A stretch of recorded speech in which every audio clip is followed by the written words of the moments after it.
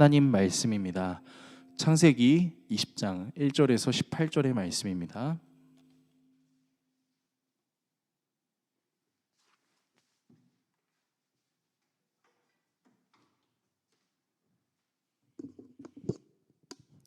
구약성경 25페이지 정도에 있습니다. 창세기 20장 1절에서 18절의 말씀 한 절씩 교독하시고 마지막 절은 같이 읽도록 하겠습니다. 아브라함이 거기서 네게브 땅으로 옮겨가 가데스와 술 사이 그랄에 거류하며 그의 아내 사라를 자기 누이라 하였으므로 그랄 왕 아비멜렉이 사람을 보내어 사라를 데려갔더니 그 밤에 하나님이 아비멜렉에게 현몽하시고 그에게 이르시되 내가 데려간 이 여인으로 말미암아 내가 죽으리니 그는 남편이 있는 여자임이라. 아비멜렉이 그 여인을 가까이 하지 아니하였으므로 그가 대답하되 주여 주께서 의로운 백성도 멸하시나이까. 그가 나에게 이는 내 누이라고 하지 아니하였나이까. 그 여인도 그는 내 오라비라 하였사오니 나는 온전한 마음과 깨끗한 손으로 이렇게 하였나이다. 하나님이 꿈에 또 그에게 이르시되 내가 온전한 마음으로 이렇게 한 줄을 나도 알았으므로 너를 막아 내게 범죄하지 아니하게 하였나니 여인에게 가까이 하지 못하게 함이 이 때문이니라. 이제 그 사람의 아내를 돌려보내라.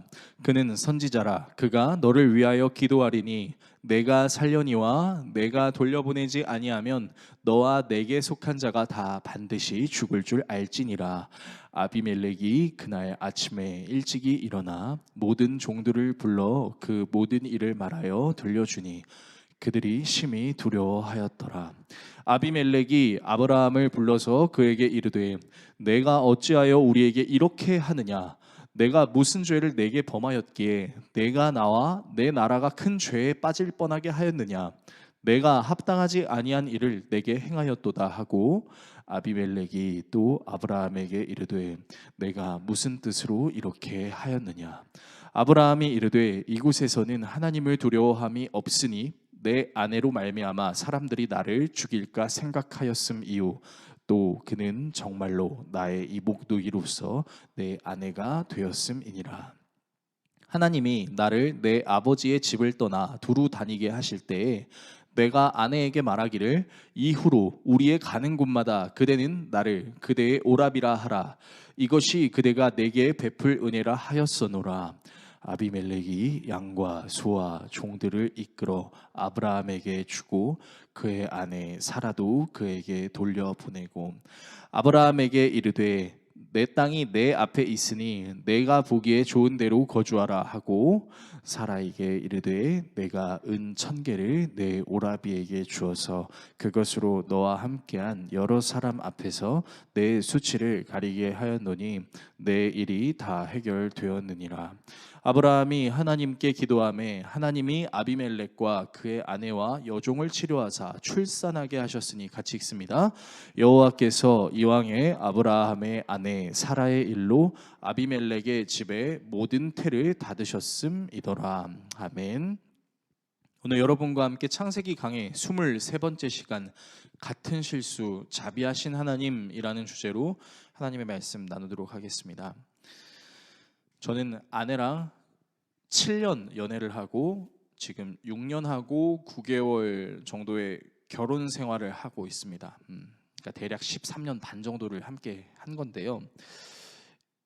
이제 아내에게 했던 말들을 이제 돌이켜 보면 명백하게 이거는 거짓말을 한 것 같다라고 생각되는 부분이 있습니다.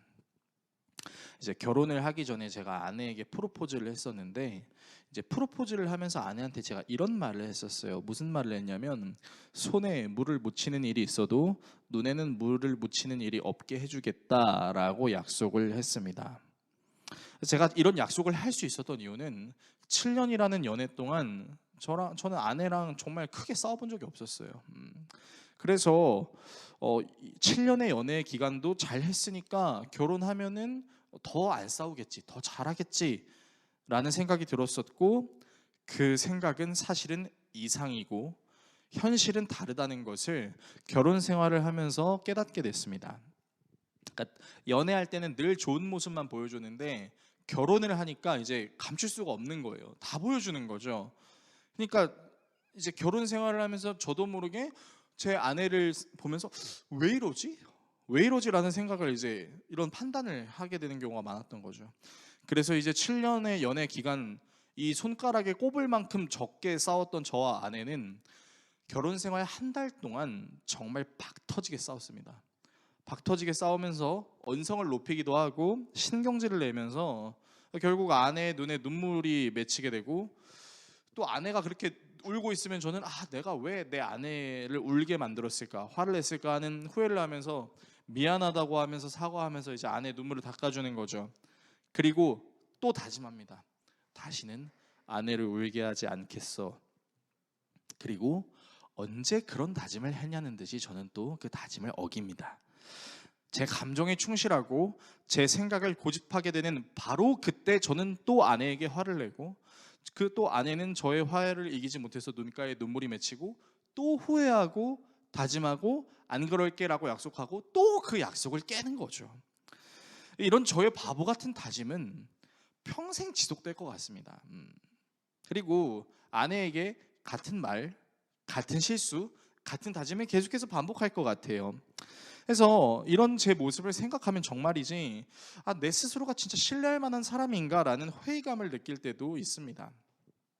가장 가까운 가족이나 사랑하는 사람에게도 이런 실수를 반복하는데 하물며 하나님과의 관계는 어떨까요? 늘 하나님 앞에서 신실한 그리스도인으로 살겠다고 저나 여러분이나 함께 하나님께 늘 다짐합니다. 그런데 우리는 살면서 마치 언제 하나님께 그런 약속을 드렸냐는 듯이 약속을 쉽게 어기는 경우들이 굉장히 많이 있다라는 것이죠. 오늘 본문은 아브라함이 가나안 땅에 막 들어갔다가 가나안 땅에 들었던 기근을 피하기 위해서 아브라함이 저질렀던 행동과 매우 흡사한, 매우 비슷한 내용을 다루고 있습니다. 아브라함이 75세였을 때 자신의 생존을 위해서 이집트 왕 파라오에게 내 누이입니다 라고 속였던, 그래서 아내를 팔았던 경험이 있었죠. 그러나 하나님께서 이집트 왕과 그 집안 사람들에게 재앙을 내리셔서 그 이집트 왕 파라오가 자신의 아내였던 사라를 다시 돌려줬던 그런 사건이 있었죠. 근데 오늘 본문에 그와 비슷한 내용이 또다시 등장합니다. 저는 오늘 본문을 통해서 여러분들과 두 가지 내용을 함께 살펴보려고 합니다. 첫 번째는 강화된 실수, 두 번째는 비상식적으로 행동하시는 하나님입니다. 강화된 실수, 비상식적으로 행동하시는 하나님, 이 두 가지 내용을 함께 나누고 기도하는 시간을 갖도록 하겠습니다. 자, 첫 번째는 강화된 실수입니다. 뭔가 용어가 어려운 것 같은데 말씀을 들어보시면 되게 쉽게 다가올 겁니다. 자, 오늘 본문을 보시게 되면 아브라함이 머물고 있던 곳을 이제 떠나서 어디로 가냐면 그랄이라는 곳으로 가게 됩니다. 이 그랄이라는 곳이 아브라함이 있었던 곳으로부터 서남쪽 부근에 있었던 땅인데, 성경은 오늘 본문은 아브라함이 왜 그랄로 갔는지에 대한 분명한 내용을 얘기하고 있지는 않아요. 그런데 우리가 추정할 수 있는 것은 당시 아브라함은 직업이 뭐였냐면은 이제 목초지를 따라 짐승들을, 양이나 염소를 기르는 그런 유목 민족 같은 생활을 했던 사람이라는 것이죠. 유목 민족들은 절대로 한 곳에만 거주할 수는 없습니다. 한 곳에 거주하다가 그곳에 목초지나 물이 떨어지게 되면 다른 목초지나 물이 있는 곳으로 이동하기 마련인 것이죠. 실제로 아브라함과 롯의 목자들이 다퉜던 이유도 이 목초지의 문제 때문이었기 때문에 우리는 추측하건대 이 그랄이라는 땅으로 아브라함이 이동했던 이유는 아무래도 자신의 기르는 그 양과 염소들을 먹이고 물을 마시게 할 수 있는 땅으로 가게 하기 위함이었다라는 것입니다. 왜냐하면 이 그랄이라는 땅이 어떤 땅이었냐면 굉장히 좋은 목초지였어요. 굉장히 좋은 목초지고 굉장히 좋은 물들이 있었어요. 그런데 이 그랄이라는 땅에 한 가지 특징이 있었습니다. 그 특징이 11절에 기록되어 있는데, 본문 11절 화면을 통해서 우리가 같이 한번 읽겠습니다. 아브라함이 대답하였다. 이곳에서는 사람들이 아무도 하나님을 두려워하지 않으니까 나의 아내를 빼앗으려고 할 때에는 사람들이 나를 죽일 것이라고 생각하였습니다. 자, 말씀해 보십시오. 아브라함이 그랄 땅을 묘사하기를 이렇게 얘기하는 거죠. 이 그랄 땅에 사는 사람들의 특징이 있는데 그게 무엇이냐? 아무도 하나님을 두려워하지 않는다라는 것이죠. 그러니까 아브라함은 이 그랄이라는 땅에 가면서 뭘 알고 있어요? 이 그랄이라는 땅이 하나님을 믿는 사람들이 있는 곳이 아니라는 것이죠. 그러니까 하나님을 무시할 수도 있고 하나님을 경외하지 않을 수도 있어요. 그런데 하나님을 경외하지 않는 땅임에도 불구하고 아브라함이 그 땅을 갔던 이유가 뭐예요? 그곳이 목초지가 많고 물이 좋기 때문이라는 것이죠. 여러분, 우리는 이 말씀을 보면서 한 사람이 떠오를 수밖에 없습니다. 누가 떠오를까요? 바로 아브라함의 조카였던 롯이죠. 롯이 아브라함과 함께 땅을 결정할 때 롯은 그 땅을 선택하는 기준이 무엇이었냐? 목초지가 좋고 물이 좋은 곳이었어요. 그리고 심지어 그게 하나님의 동산이라고 착각도 했었던 것이죠. 그래서 갔던 땅이 어디였냐면 소돔이었어요. 그런데 그 소돔은 어떤 땅이었죠? 하나님을 경외하지 않고 악이 횡행하는 땅이었죠. 실제로 우리가 계속해서 수요 예배를 통해서 살펴보고 있지만 이 소돔이라는 땅은 동성애가 즐비하는 곳이었어요. 그래서 롯의 집에 방문했던 그 두 천사를 겁탈하려는 사람들이 침입했었던 사건도 있었죠. 그러니까 롯도 하나님을 경외하지 않는 사람들이 사는 곳, 그러나 자기의 필요를 충족시킬 수 있는 그 땅을 향해 갔던 것처럼 아브라함도 롯과 똑같은 모습, 완전히 같은 모습을 보여주고 있다는 겁니다. 자, 여기서 우리가 한 가지 분명하게 확인해야 되는 게 있어요. 그것이 무엇이냐면, 여러분, 우리는 창세기 12장을 통해서 아브라함이 가나안 땅에서 벗어나서 이집트 땅으로 갔던 사건을 우리는 기억하고 있어요. 거기서 똑같이 이제 자기 아내 사라를 팔았었죠. 근데 아브라함이 가나안 땅에서 이집트 땅으로 갔던 이유는 뭡니까? 그 땅에 기근이 들었기 때문이었어요. 근데 그냥 기근도 아니고 매우 심각한 기근이 들었기 때문입니다. 그런데 창세기 12장에서는 특이한 것이 애굽 땅에 사는 사람들, 이집트 땅에 사는 사람들의 특징에 대해서는 성경 기자가 언급하지 않고 있습니다. 물론 이 이집트라는 땅이 나중에 우리가 출애굽기를 살펴보면 알게 되겠지만 정말 다양한 신들이 있어요. 엄청나게 다양한 신들이 있고 그 다양한 신들을 하나님께서 격파하시는 사건이 10가지 재앙 사건입니다. 그런데 그 다양한 신들이 있음에도 불구하고 성경 저자는 창세기 12장에서는 하나님이라는 단어를 사용하지 않아요. 그런데 오늘 본문인 창세기 20장에서는 그랄 땅을 가리켜 뭐라고 얘기하죠? 하나님을 경외하지 않는 사람들이 사는 곳이라고 분명하게 표현합니다.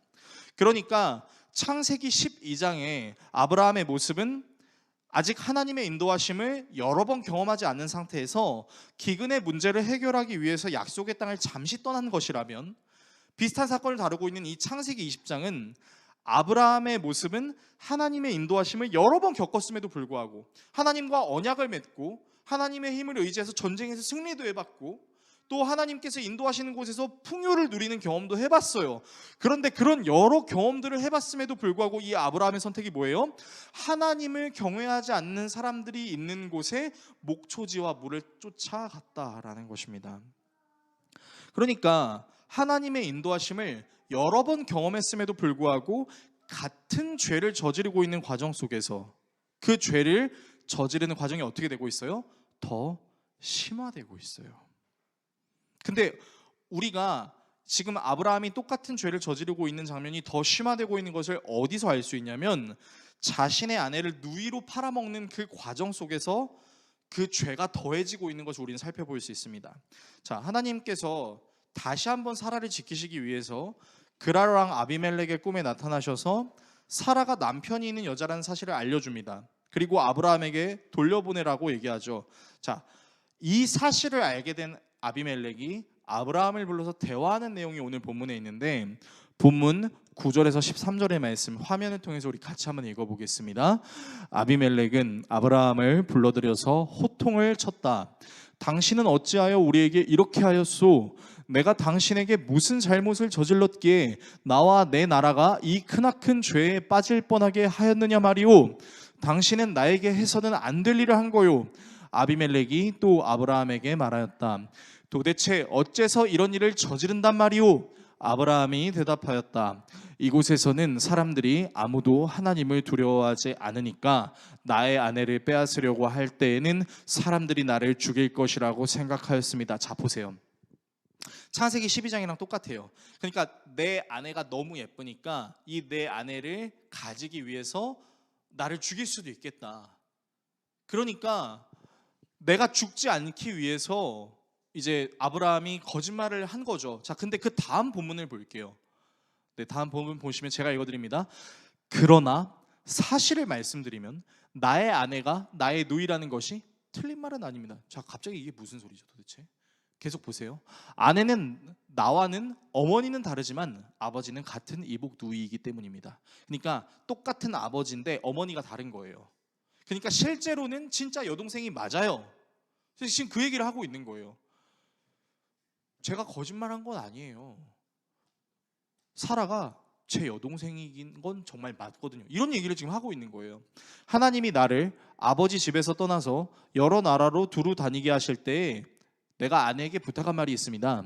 우리가 어느 곳으로 가든지 사람들이 나를 두고서 묻거든 그대는 나를 오라버니라고 하시오. 이것이 그대가 나에게 베풀 수 있는 은혜요 하고 말한 바 있습니다.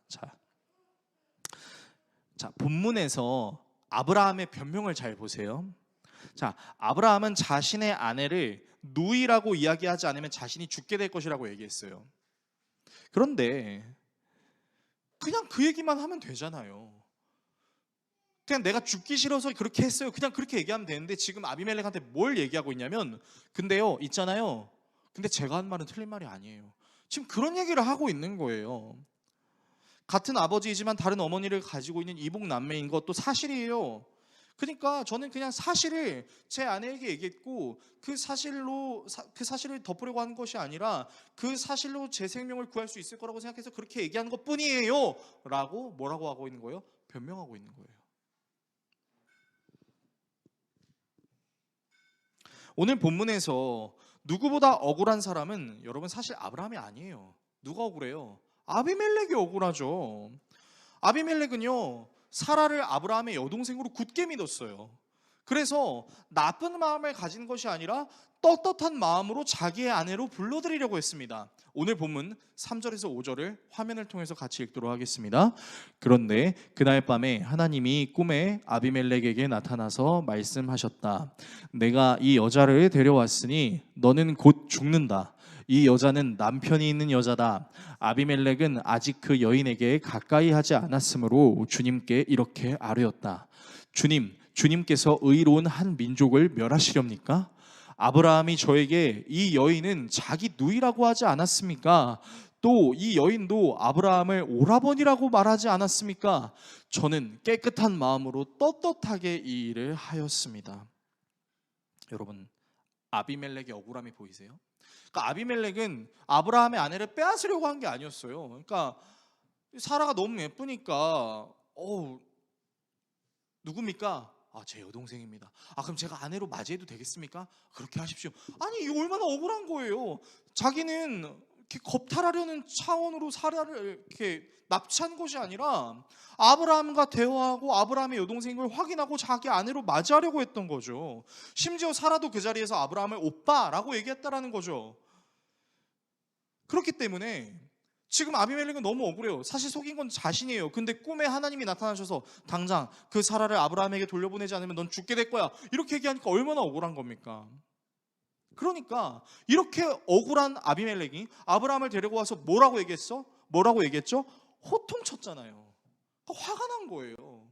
당신 때문에 지금 이게 무슨 일이 일어난 거냐? 자, 그러면 저나 여러분이나 아브라함이라고 생각했을 때 무슨 태도를 취해야 됩니까?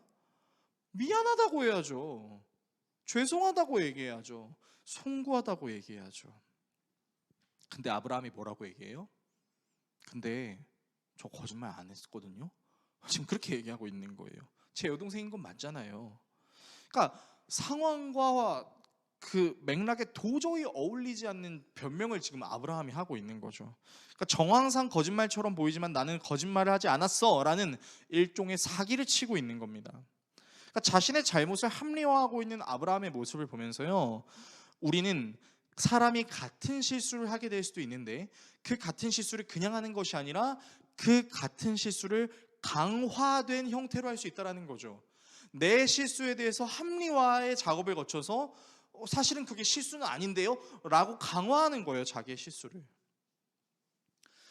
여러분 최근에 요즘 이제 너무 세상이 흉흉하다 보니까 이제 교사들이 안타까운 죽음을 맞이하는 그런 뉴스들이 계속 나오고 있는데, 최근에 이제 악성 민원에 시달리다가 이제 극단적인 선택을 했던 한 교사와 관련해서 가해자로 지목된 학부모가 이제 네티즌들에게 이제 막 욕을 먹었어요.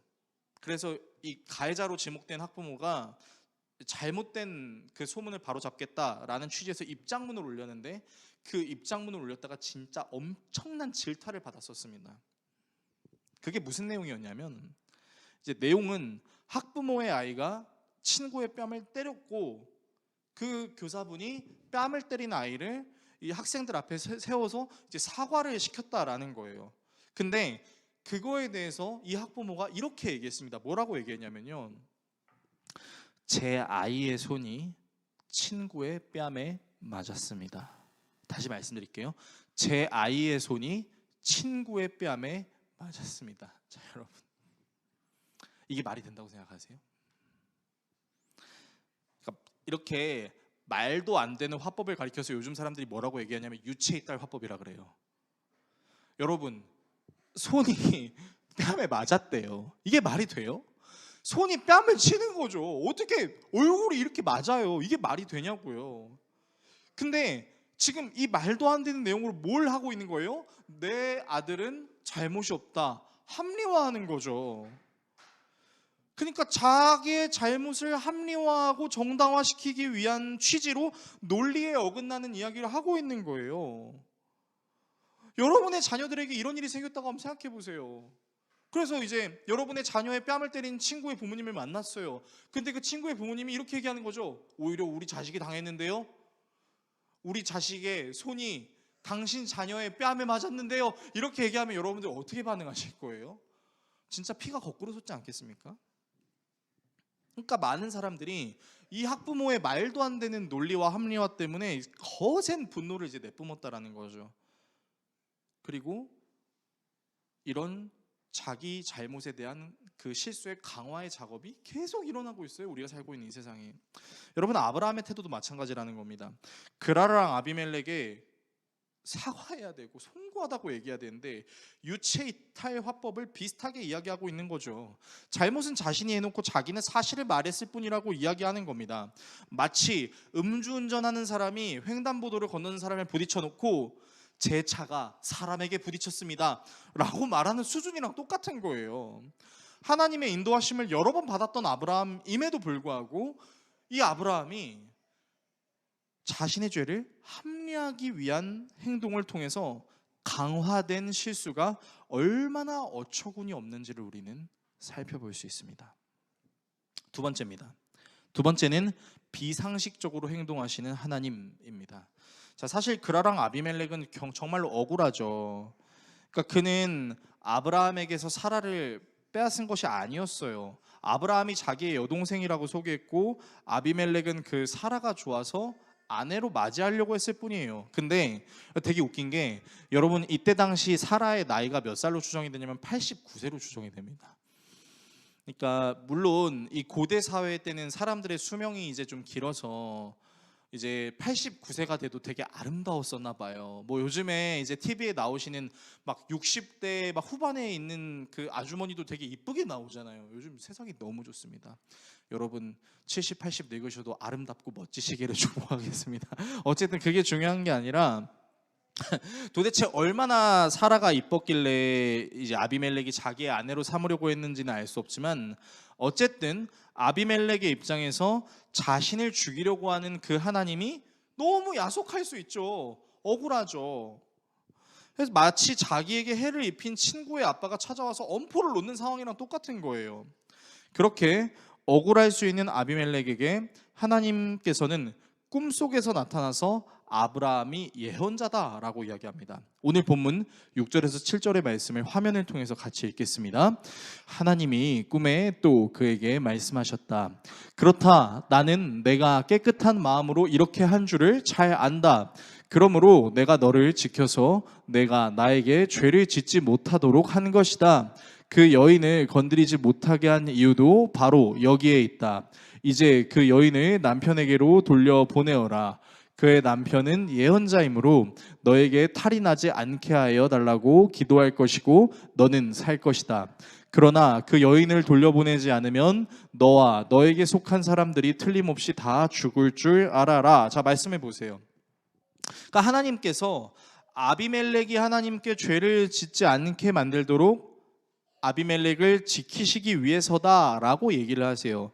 그런데 이제 본문 18절, 그러니까 오늘 창세기 20장의 마지막 절을 보게 되면 여러분 이런 말씀이 있는데, 아비멜렉이 사라를 취해서 간 다음부터 아비멜렉의 집안에 무슨 일이 있었냐면, 아비멜렉의 집안 모든 사람들의 여자의 태문이 닫힌 사실을 알 수 있습니다.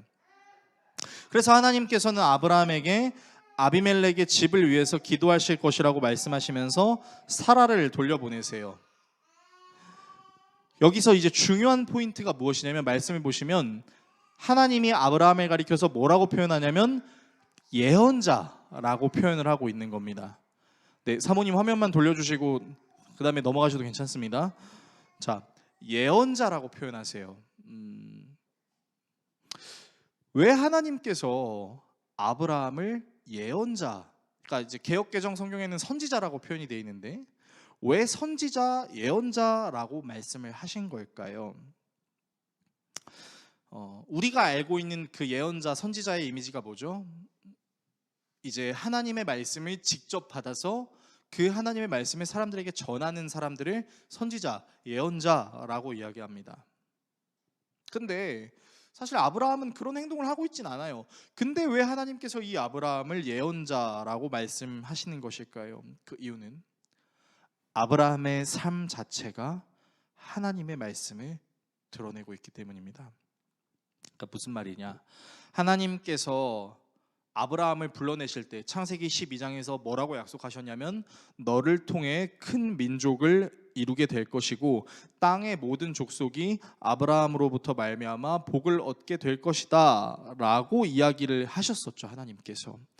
그리고 이 아브라함의 후손으로 누가 옵니까? 신약시대에 예수님이 옵니다. 그러니까 예수님의 족보를 위를 올리고 계속해서 보면 누가 나오냐면 아브라함이 나옵니다. 그래서 우리는 그 예수 그리스도를 믿는 믿음으로 영원히 죽을 수밖에 없었던 우리의 생명이 영원한 생명으로 바뀌게 되고, 그 예수님의 은혜와 더불어 이 땅에서 누구를 위해, 무엇을 위해 어떻게 살아야 되는지에 대한 삶의 모든 가르침들을 배우게 되는 것이죠. 그러니까 하나님께서 지금 아브라함을 감싸고 계신 이유는 내 새끼야 건들지 마 이렇게 얘기하고 계시는 것이 아니라 아브라함을 통해 세우신 계획이 있으시고 그 계획을 하나님의 뜻대로 이루시기 위함이기 때문이라는 거죠.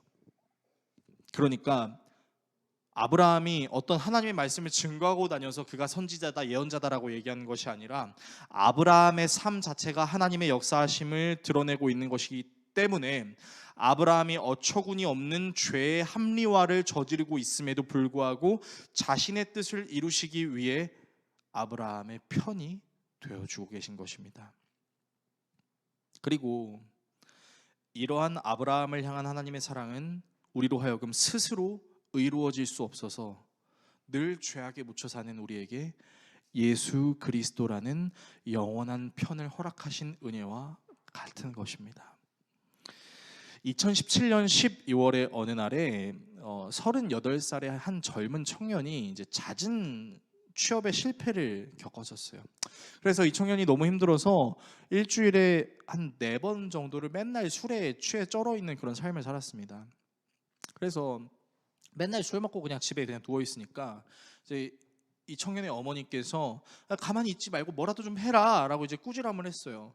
그리고 이제 그 꾸지람이 듣기 싫었던 아들이 그만 좀 잔소리하세요 하고 이제 어머니한테 이제 언쟁을 했고, 그 과정에서 어머니도 너무 속이 상해서 이 아들의 뺨을 2차례 때렸어요.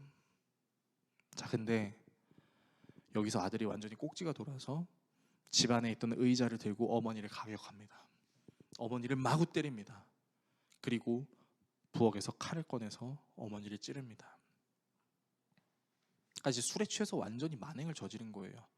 존속 살해를 시도를 한 거죠. 자, 그런데 그렇게 피를 흘리며 죽어가던 어머니가 아들을 향해서 이렇게 말씀하셨대요. 너 옷에 지금 피 묻어 있다. 옷을 갈아입어라. 빨리 이 현장에서 도망가라. 어머니가 그렇게 말씀하셨대요. 어떤 말로도 이 아들의 범죄를 정당화할 수 없습니다. 자기 어머니를 의자로 찍어 누르고 칼로 찌른 걸 어떻게 우리가 정당화할 수 있습니까? 그런데 그 정당화할 수 없는 완전히 강화된 실수와도 같은 이 행위를 어머니는 덮으십니다. 자신의 어머니를 부정하다 못해 자신의 어머니를 해친 아들을 오히려 자비하심으로 덮어주시는 거죠. 여러분, 우리와 하나님과의 관계가 이렇습니다.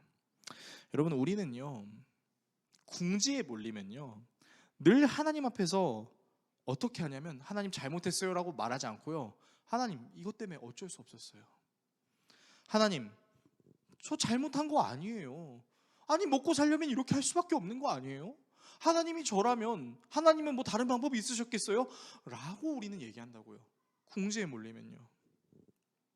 그런데 그런 우리를 가리켜서 하나님께서 너 잘못됐어, 너 죄인이야 라고 하시는 것이 아니라 아브라함에게 약속하신 그대로 아브라함의 편을 들어주시고, 그 하나님은 오늘날 우리에게 예수 그리스도라는 영원한 우리의 편을 아브라함의 존속을 통해 허락해 주셨다라는 것입니다. 설교를 정리하겠습니다. 사랑하는 성도 여러분, 오늘의 본문을 어떻게 우리의 삶에 적용해야 될까요? 참 아이러니하게 창세기 19장에서는 어떤 내용이 있었냐면, 이제 그 소돔이 멸망하는 사건을 이제 다루고 있는데, 그 소돔이 멸망하는 사건 이전에 아브라함이 무슨 행위를 했었죠? 의인의 수를 이제 하나님께 얘기하는 그 대화를 했었죠. 하나님, 의인 50명이 있으면 40명이 있으면 30명이 있으면, 그러니까 기도하는 거죠. 중보하는 거예요. 그리고 우리가 계속해서 그 아브라함의 스토리를 보게 되면 아브라함의 믿음이 점점 좋아지고 있는 것을 우리는 볼 수 있어요. 자, 그러면 창세기 20장에도 그 내용이 나오면 얼마나 좋아요. 왜냐하면 창세기 21장에 이삭이 태어나는 사건이 있거든요. 정말 아브라함과 사라가 하나님께서 자녀를 잉태할 수 없는 폐경이 이루어진 몸을 하나님께서 그 몸을 통해서 자녀를 주시겠다고 약속하셨으니까, 그러면 그 자녀를 받게 되는 모습으로 가기 위해서 창세기 20장에도 좋은 내용이 나오면 좋잖아요. 그러면 좀 흐름이 기승전결이 맞는 것 같잖아요. 근데 왜 창세기 20장에서 이 성경 기자는 의도적으로 아브라함이 같은 실수를 강화된 형태로 반복하고 있는 것을 다루고 있는 것일까요? 여러분, 우리는 이 창세기 20장 사건을 통해서 명확하게 알 수 있는 게 있습니다. 그것이 무엇이냐면 그 누구도 절대 스스로 의인이 될 수 없다라는 겁니다. 우리가 수십 년을 신앙생활을 했고 여러 생각과 다양한 행위를 통해 우리의 경건 생활을 다짐했어도요, 여러분, 우리 꺾일 수 있어요. 다짐했어도 그 다짐을 지키지 못하는 경우가 생길 수도 분명히 있다라는 것입니다.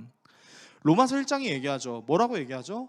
의인은 없나니 한 명도 없다라고 얘기합니다. 단 한 명도 의인이 없어요. 그 의인이 한 명도 없다라는 말씀이 절실하게 깨달아지게 되는 장면이 바로 창세기 20장의 내용이라는 거죠. 진짜 하나님의 은혜를 따라서 그 하나님의 말씀대로 살아가는 아브라함조차도 똑같은 실수를 반복하고 그 똑같은 실수를 하나님 앞에서 이야기할 때, 사람 앞에서 이야기할 때 자기 합리화를 하고 유체이탈 화법을 쓰는 그 아브라함의 모습을 통해 우리는 스스로 의인이 될 수 없다라는 것을 명확하게 알 수 있다라는 거죠. 그러나 그렇게 스스로 의인이 될 수 없는 우리를 의인으로 삼아주시기 위해서 하나님께서는 아브라함이라는 예언을 통해 예수 그리스도라는 구원을 우리에게 허락해 주신 것입니다. 그 예수 그리스도를 믿음을 통해 우리는 구원을 받을 수 있어요. 그러니까 정확하게 얘기하면, 여러분 정말 오해하지 마세요.